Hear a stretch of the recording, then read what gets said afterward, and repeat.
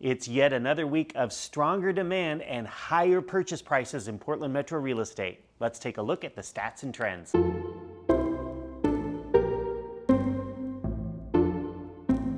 So this week we're looking at the stats for the week of December 25th through the 31st.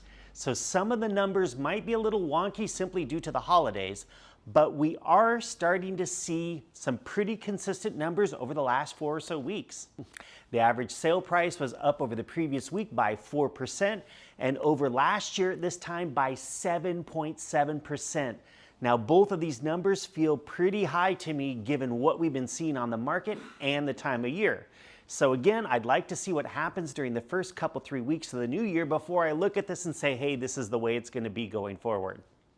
Our supply of homes continues to fall. The number of homes that buyers have to choose from fell by 7% versus the previous week.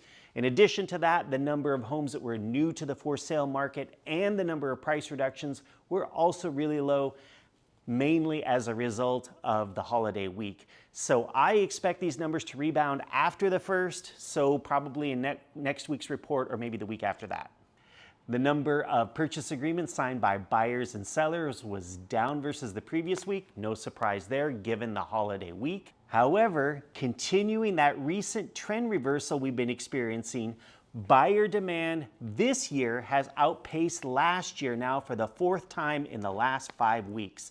We ended up with 16% more signed contracts over last year's number. So buyer activity is kicking up in the year-over-year context. No real change in the number of bank-owned and pre-foreclosure homes on the market, but just take a look at the expired listings, up 562%. Well, I was expecting that. Here's a little bit of inside real estate. Agents and sellers tend to have their agreements to sell a home expire at midnight on the 31st. Then they'll sign a new agreement and the home will go back on the market right after the new year. Why is that?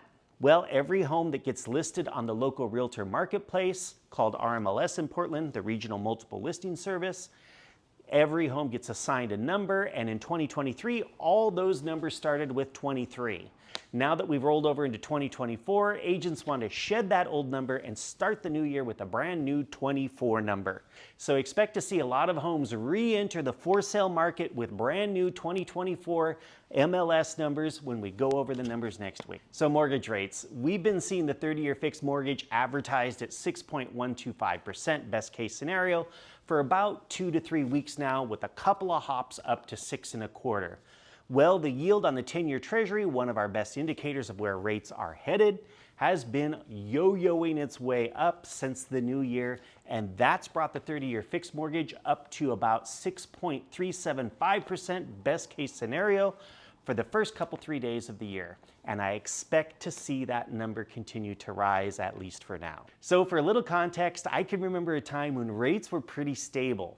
Like a 1/4 point change in the mortgage rate over a 12-month period would send shockwaves through the lending world. This market is very different. Mortgage rates have been very volatile for several years now, with tons of movement.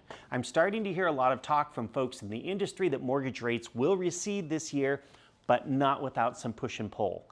For now, the ups and downs we're seeing are probably going to be the norm. The question is, how will these fluctuations affect affordability and buyer demand, and as a result, sale prices and homeowners' equity? Well, that's what I'm here for, so keep tuning in to find out. Thank you so much for watching the video to the very end. Be sure to give it a thumbs up and hit the subscribe button to make sure that you stay up to speed with what's happening in Portland Metro real estate. Have a great weekend, and I will see you right here next week.